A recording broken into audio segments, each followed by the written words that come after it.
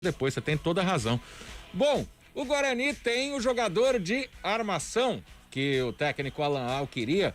O Regis vem com bastante cartaz pela passagem que ele tem por grandes clubes do futebol brasileiro. E eu perguntei para ele sobre essa questão, né, de ser o criador de jogadas do time do Guarani. Ele se coloca à disposição para várias posições em campo. Eu chego para ajudar o professor em qualquer posição, né? E onde ele precisar de mim eu vou procurar fazer o meu melhor. Claro que a minha posição de origem é o meio de campo.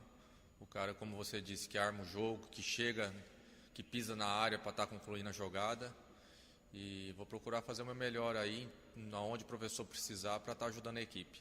Quanto à escolha de vir para o Guarani, foi uma escolha muito fácil. Um clube que tem um planejamento muito legal, tem uma diretoria séria, tem um elenco qualificado, uma comissão técnica que vem fazendo bons trabalhos.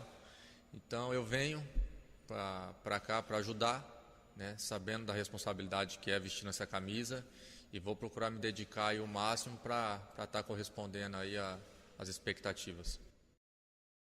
Regis, meia